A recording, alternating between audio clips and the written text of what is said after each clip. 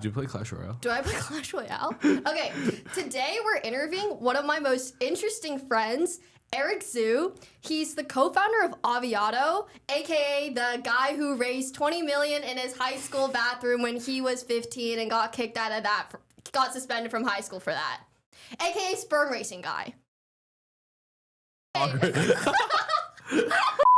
Eric, my first question for you is, do you know what this book is?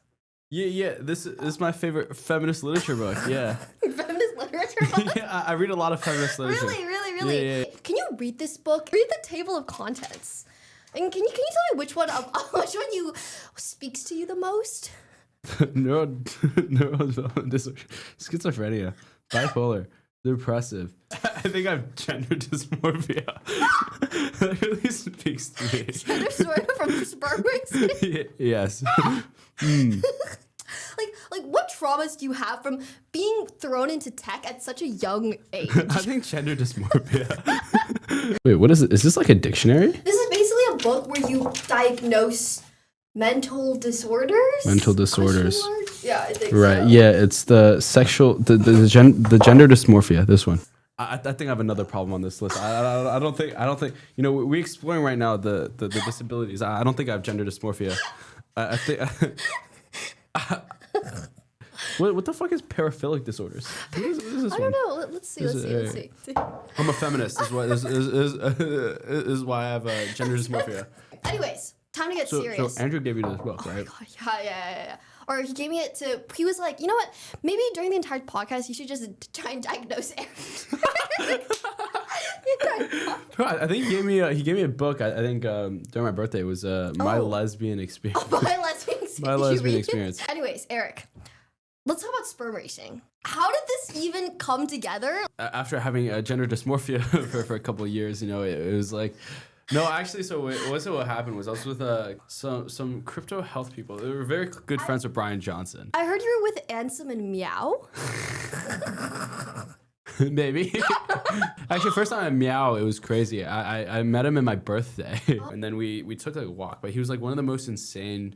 Was like very different people that I met. People in crypto are very different. Yeah, I feel like people in crypto are very different. I feel like everyone in crypto I've met is just so it's like there's like people that build like AI or like data companies or like this is like what I was doing, which was like I was building data companies and like the people that you interact with there is very, very different than the people you're doing crypto. It's like the more retarded. It's like the kids that are really retarded. I can't even say that. Like like kids in school that like don't try. At all, but they're still so successful. Yeah. Is like the people I see in crypto. And it was with a bunch of like people that were friends with Brian Johnson, right? So crypto people. And I thought it was really weird because like midway through the concert, they were talking about sperm. And I thought it was really weird. You thought it was really weird? I thought you were like obsessed. You've always been obsessed with sperm. With sperm? Yeah. What? That's a weird obsession to be a part of. I actually never thought about sperm until then, and I thought it was weird because in high school, me and my friends, right, we always make like sperm cum jokes like all to each other, right? As in like high school. I mean, yeah. It's like it might be a guy thing, it might be a guy thing. Yeah. But I thought you had gender is that a girl dysmorphia. Thing? No, I don't have gender dysmorphia, bro. I have what's the other one?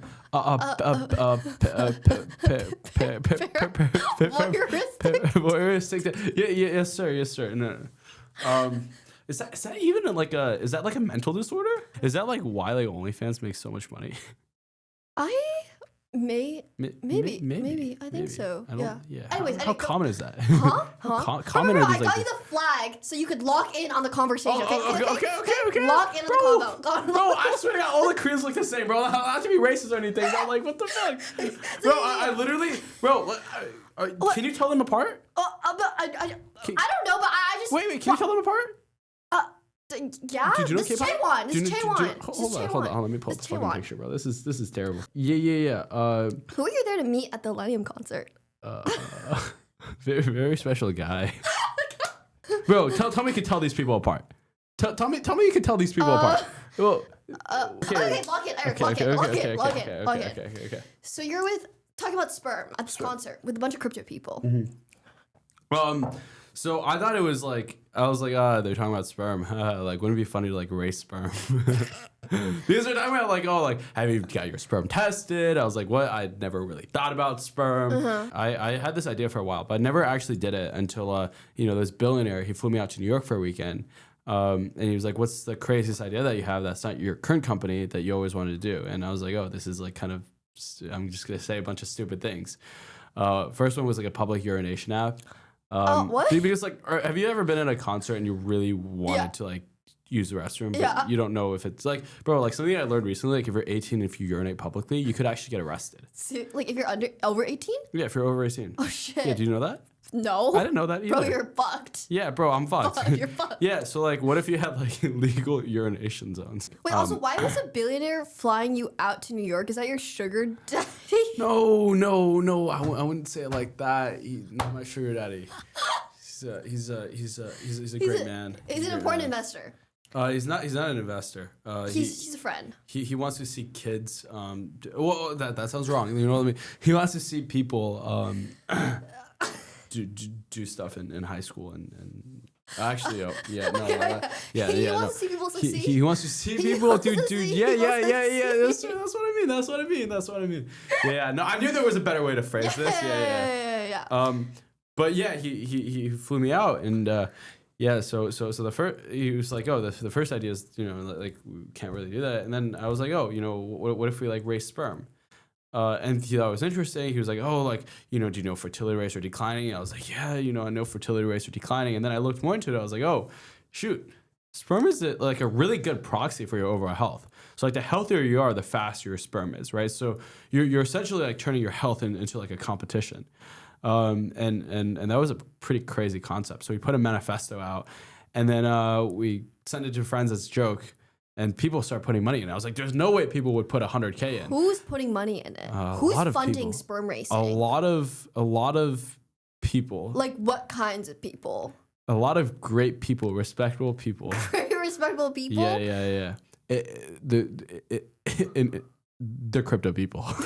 They're crypto people. Wait, who from crypto are you allowed to dox any? I feel like we can't really dox, but it's probably, I feel like we have all the biggest KOLs. All the biggest KOLs. Yeah, bro, we have too many crypto people that like, I don't know. There's I think I still remember. I didn't even know. Oh yeah, the guy who got arrested. Yeah. I saw him in Singapore one time, like outside a restaurant, and then I was like, "Yo, are you the guy that got arrested?" And he was like, "Bro, like, what the fuck, bro? Like, what are you going, guy? Bro, like, you could have like said something, anything else. No, he was chill. He was hella chill. Yeah, like I feel like there's so many grifters in crypto. It's crazy. Yeah. But they're like grifting with class. It's like you can be a grifter, but if you grift with class, it's like a lot better. So the only company that doesn't grift in crypto. One of them is Succinct. Yeah. Okay, for real though, if you want to work at a company that actually builds real technology and cryptography, you should work at Succinct. We are building the fastest ZKVM. More info on our Twitter. Okay, let's go back to the story of starting Sperm Racing. So how did you start it, and what are you doing now? Like, I don't even understand what it would be like to do Sperm Racing. Yeah. It's actually a really complex technical problem. Racing sperm, even though it doesn't sound hard, compacting it is quite hard, right? Because no one has ever tried racing sperm before in the world. Yeah. We're the first ones to try to race sperm in a racetrack. Yeah. And there's a lot of custom stuff that we have to build, from custom tracks, from different processes that we have to do. So like we have something, like we're experimenting with different flows, different kind of power-ups. It's like a bunch of different stuff with bio that you could do. Like we could do power-ups, right? And we're basically experimenting. Like there's two different problems that we're trying to solve. It's like, one, can you race sperm and can you make it entertaining? And at the same time, can you also make it as small as possible where it's compact enough where people could race sperm wherever, right? Or it's very easy to put together a sperm race. Wait, so like if you have STDs, does that affect being able to race sperm? Probably. Maybe. Actually, most definitely. No. It's bodily fluids, right? So probably. Yeah, I gotta look into that. Yeah. I haven't looked into that. Okay, what are some of the really unexpected problems? Why are you sniffling so much? I have a deviated rectum. What does that mean? Oh, you're sick? No, it means my rectum is deviated. What's your rectum? Oh, sorry, septum. It's a deviated septum. That's so true. Okay. Wait, what are some of the most like unexpected problems you've run into doing sperm racing that people wouldn't expect? Bro, there's so many crazy things. Because I remember, like, for example, for LA, like the whole venue thing right before. Oh, yeah, we got kicked out. Yeah, we had a TMZ interview. They didn't like it because we said we were going to jack people off in the backstage. They didn't really like it. We were trolling too much. Honestly, bro, yeah. There's this guy named the Quant Kid. Okay. He said he would only take a picture with us if we had a Lambo, and there was like this like fake coin that popped up with us. Who's the Quant Kid? Why is he? You know, like that kid that like rug pulled like on Pump Fun. He was like that little kid, like that 12-year-old. Oh, I see. I'll look at. Let me get him right now. Quant Kid. Quant Kid. Yeah. Quant Kid. Quant Kid made 50,000 dumping crypto. Bro, Yeah. 50,000 is like. Wait, it's only like 30K though, like 50K. But he's 12. I would only take a picture with you if you have a Lambo. So we're like, what's the cheapest Lambo we could find? And we found this place where they would let us rent a Lambo for $300 a day. What? But it was in a very sketchy place in LA. Ah. So we sent two guys down there to get the Lambo and give them the cash. But once we gave them the cash, it was like a couple of Russian guys. They started chasing them with bows and arrows. Bows and arrows? Bows and arrows. Because they gave them a different car other than Lambo. Oh. Yeah, so you're like, no, that's not the car.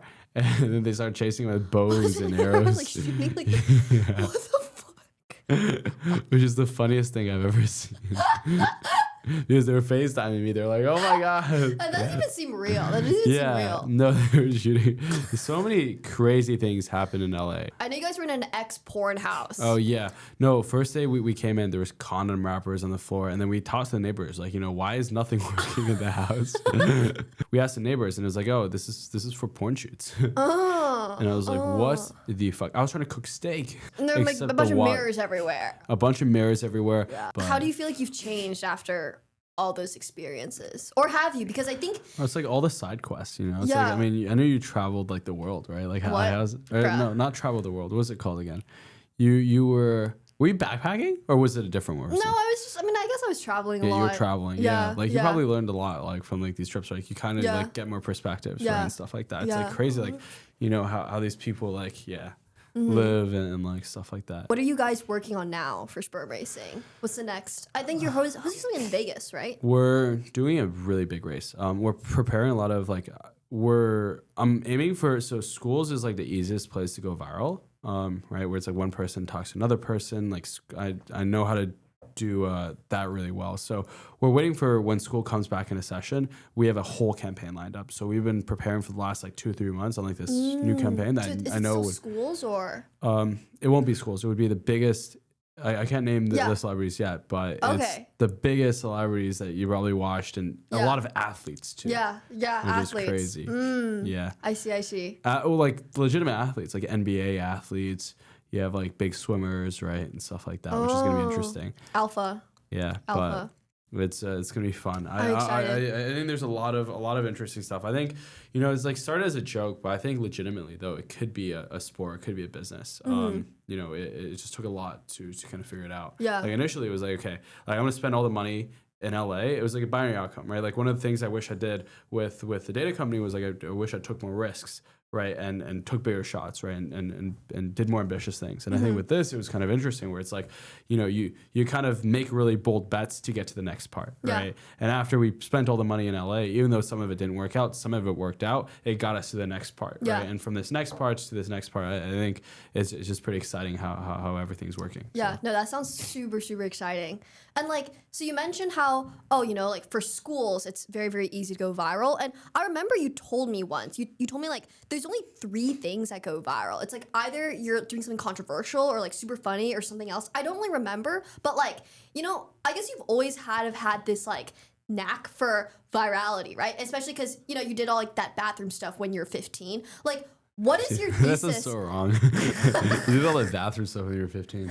Bro, I feel so old. I'm like, bro. What's your thesis on virality? I think virality is interesting because if you abstract out virality, right, it's literally one person sharing to another person, sharing to another person. How can you grow this tree of people sharing things to each other? Um, I think it all goes down like different growth, like stuff like marketing, right, so on and so forth. Which like I thought a lot about. I think like one of the things with the bathroom stuff was like initially it was accidental. It was like I literally was taking meetings in the bathroom, but after it went viral once, I was like, okay, how does this work? How can I experiment and how can I game the system? Because I think with virality, it's like a lot of this stuff is engineered, right? The biggest things that it's like, why do people see the biggest things on the internet? Why do people see things like cheese ball man versus cornhead?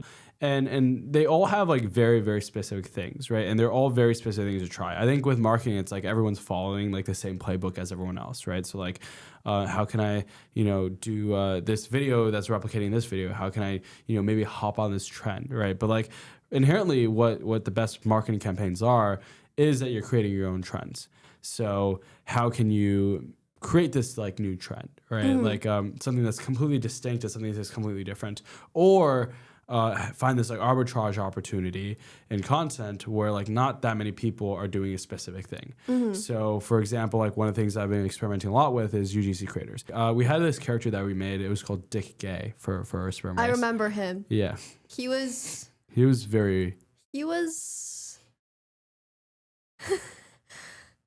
an interesting character. He showed you his he showed Yeah, he did show me that. Yeah, it's yeah. Eric, how many people have showed you there? So can you be like a victim of circumstance when it comes to like paraphilic disorders? Like if you really think about it, or like is this like if they voluntarily show you their thing, but you don't show it back, you don't enjoy it, does it mean that they're paraphilic? Wait, Eric, okay, serious question. Do you think that you've actually been like messed up? Because you like got thrown into the center of tech when you were super young. And tech is cool and all, and there's people building like the future, whatever.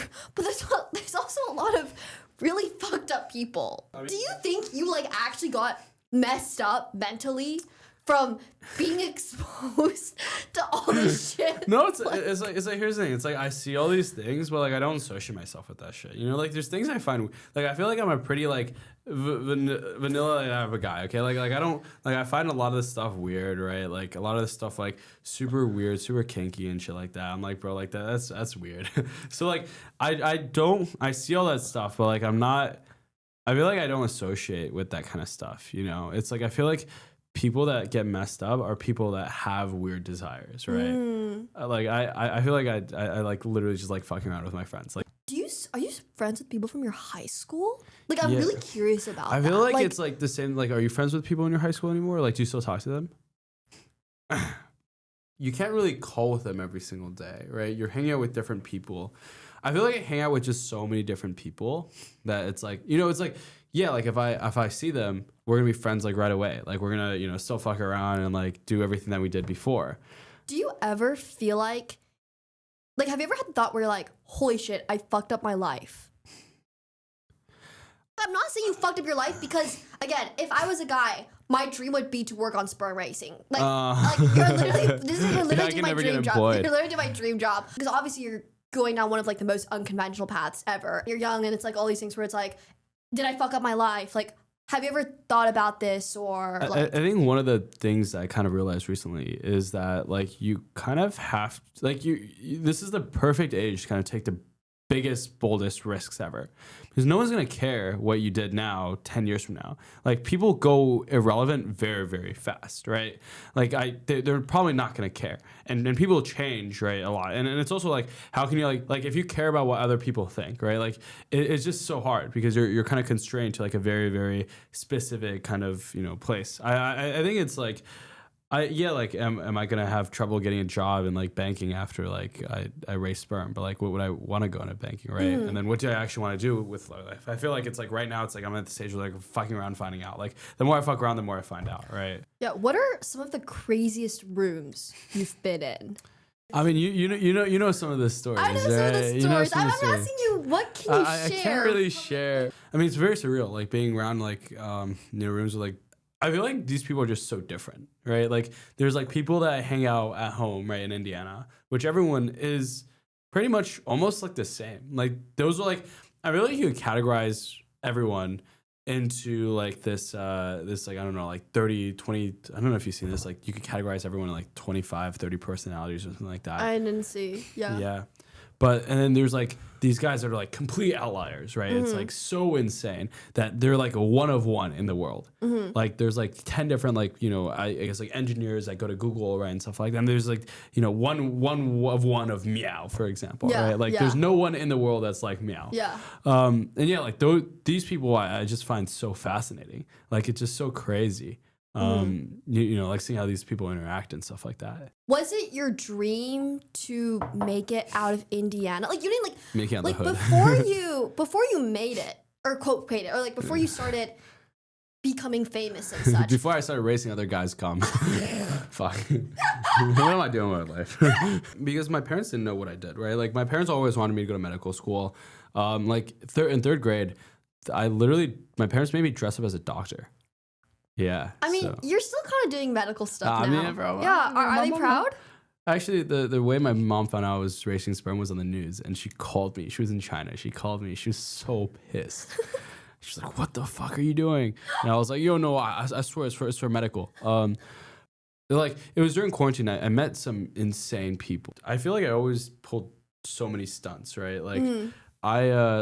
In sixth grade, like I would get in trouble in school like every single like week or two, just for doing stupid things. And I feel like in quarantine it was like I feel like it was fun because we were just trolling like all the time. Like we got in Hat Club, trolled a ton, got kicked out, and then ended up because I was 13 back then and everyone else was like a lot older, like they were like 16 17, got in like Discord server with like a bunch of Stanford Online high school students, and they were really smart, and I was like, holy shit, they were really smart. Like they were getting jobs everywhere. Yeah.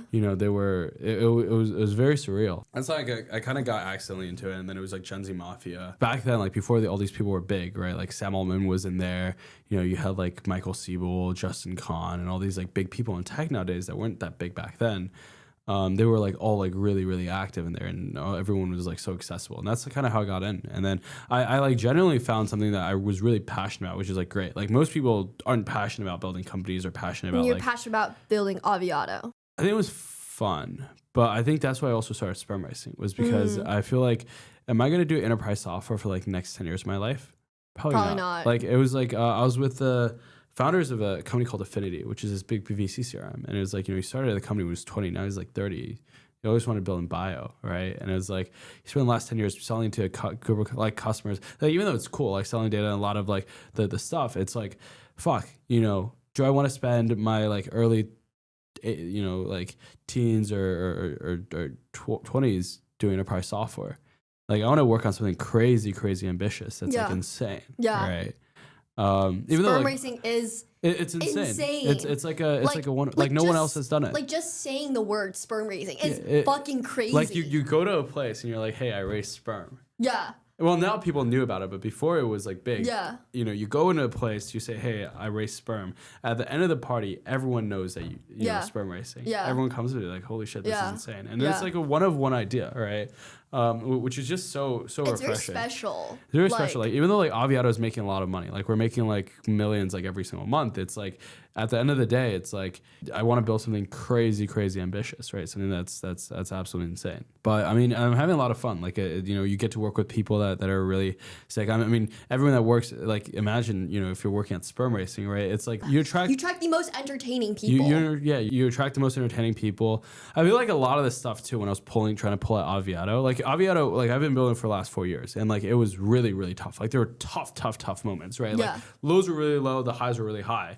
It's like one of the biggest things too was like talent. It's like how can you get people to believe in your vision so much, right? Of like building a data product for like these B2B customers. Yeah. You don't attract the best talent through that. But you attract the best talent through. Well, actually, for the Sperm Racing, it's kind of insane because people want to work on that. Like in LA, it was surreal because so many people did work for us for free. because they were so excited about the vision and so unique. Yeah. Because they knew that this would blow up. Right. Yeah. Like that's why people worked there. Yeah. Which was insane. Like we literally had 10, 12 people working us for free that were in the house, that were doing marketing, that were promoting and stuff like that. Insane. And you know, it was just amazing. It was crazy. Yeah. Like people did hardware stuff, like they flew down, they did hardware stuff for free just because they thought it was so insane. What other time in your life are you gonna have this opportunity to like race other people's nut? Like I could do that right now, but like, bro, if I'm like 40 and doing this shit, like that would be weird. Yeah, that would be really fucking weird. That would be really fucking weird. Yeah, think about like the chairman of like the Sperm Racing League, like a 40-year-old person. So Eric, what is your like end goal in life? You know, like, is sperm racing, is that, like, for example, still, like, in means, like, I'm sure Aviato in some form was, like, a means to an end, right? Like, what is, like, for me, like, I've always just wanted to live the most interesting life possible. That's why I find sperm racing, that's why it would be my dream job, because it literally is, like, one of the most interesting things that you could be doing. Like, for you, like, what is that for you? I honestly don't know yet. I don't think it's a means to an end. I think it could be massive. I feel like I learn a lot, right? From like the Aviato, from sperm racing, from all these different things and all these different experiences. But honestly, I don't know. I think it's not a means to an end. I also think like I want to optimize for the most interesting life ever, right? Because it's like you have one life to like live. Like, why are you doing all the stuff that you don't want to do? Like, do you want to come, you know, come? Well, one, I know what I don't want to do, right? I'm sure you probably solved the money problem. You probably solved like the clout problem. I live comfortably, right, and stuff like that. Like I don't need more money. I don't really care about like I don't spend that much money. Other than like I feel like I spend money in the most retarded ways possible. Like what's the most retarded ways you've spent money? Blackjack. What do you mean blackjack? Like gambling? Bro, I feel like I'm a degenerate. Wait, like how much money have you spent on blackjack? Way too much. Like how many figures? Bro! I think I'm all time down actually. Bro! I guess one thing that I think about is that like I was facing this like a few months back where it's like, you know, when you have these things in life that you want so desperately and you're willing to do anything to get it, that's like one of the times I feel most alive. Like I think that's why all these billionaires like love to support young kids, because you feel most alive. But also money's so relative. It's like it's either you have way too little or way too much of it. Like there's not really in between. Like I feel like it's like my perspective of money is just so construed or so convoluted because like you've probably seen, right, all these different people crypto that's out fucks there. up your perception of money a lot. Yeah. Like bro, it's like people put too much like. People put like too much, like people put $50K into blackjack. Yeah, or more.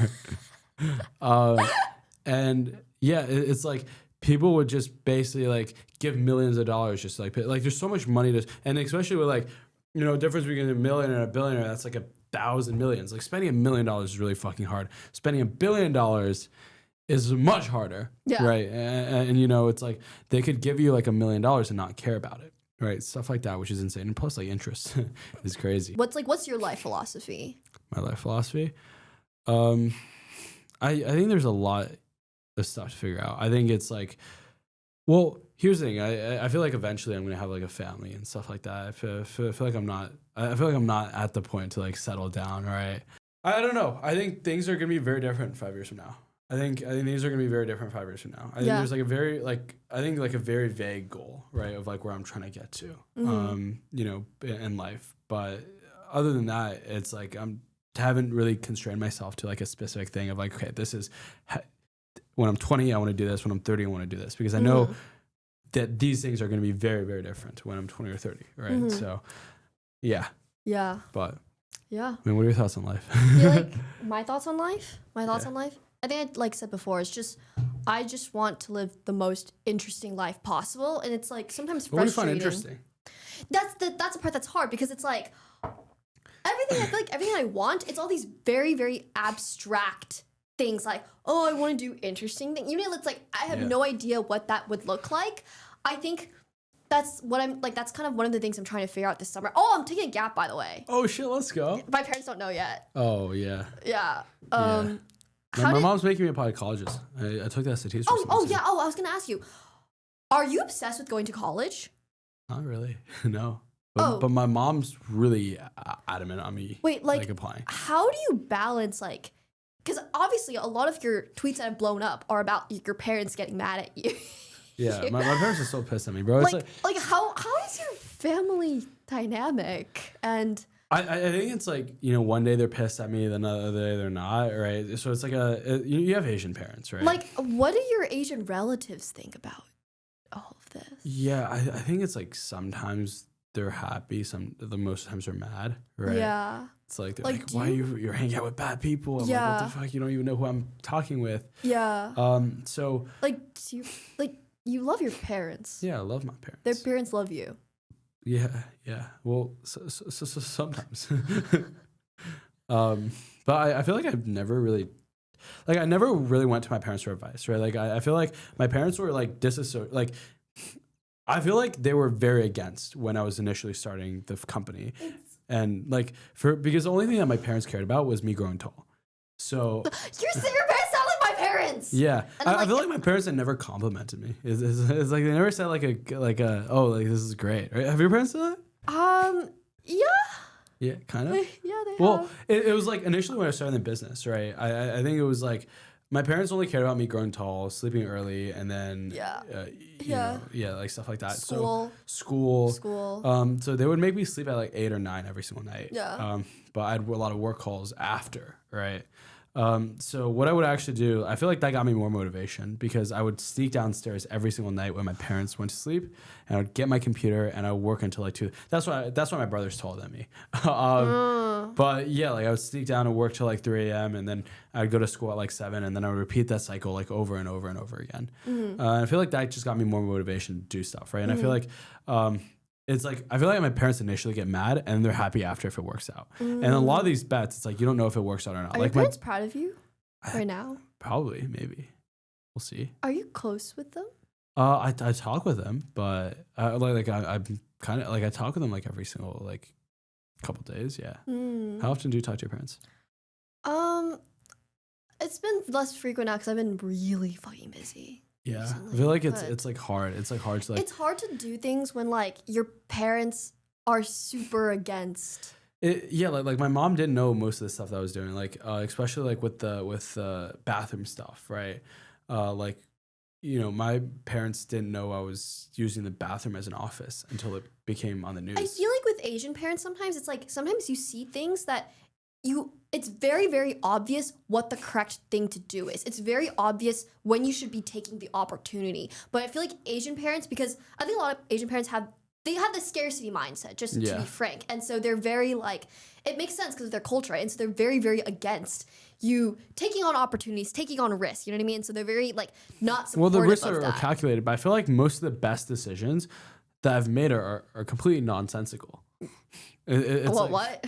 It doesn't make any sense at all, right? Like what are the best decisions that you've made that don't make any sense? Like least obvious, for example, getting out of school. It was like my parents were really pushing me to go in person the next year, and it would have been logical, right?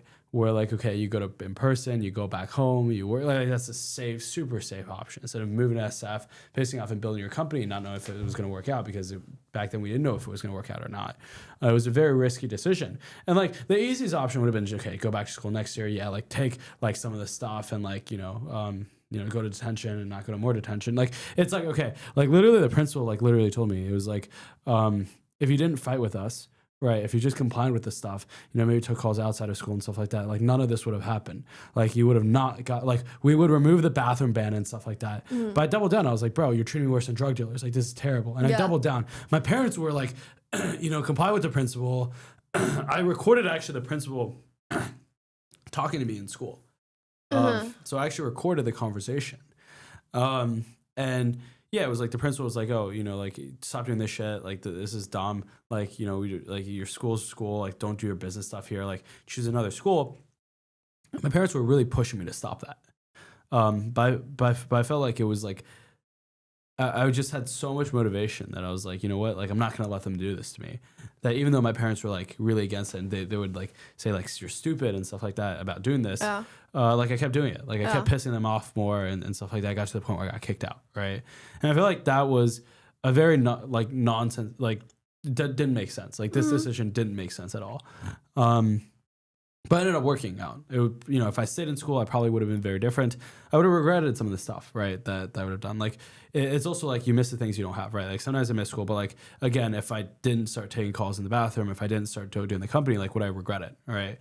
It's it's like this same way. It's like I wouldn't regret it at all. Like I would do it multiple times over and over. I don't have any more questions for you. So, which ones do you think you have? Do you think you have schizophrenia? Do I have schizophrenia? Why the fuck would I have schizophrenia? Bipolar? Bipolar? I don't think I have bipolar.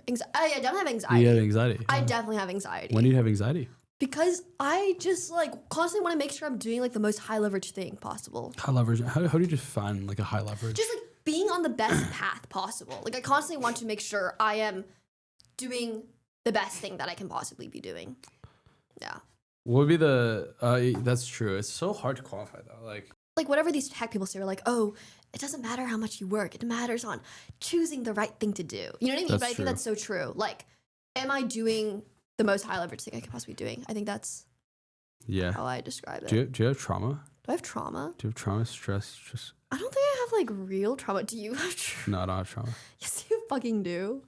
Oh, yeah, I did have trauma. And not only that, I went to church the weekend of. It's terrible. This is a good book. The other good book is My Gay Son. My Gay Son and My Lesbian Experience. These are great books. Bro, I feel like I got so much sex toys for my birthday. It's crazy. It's terrible.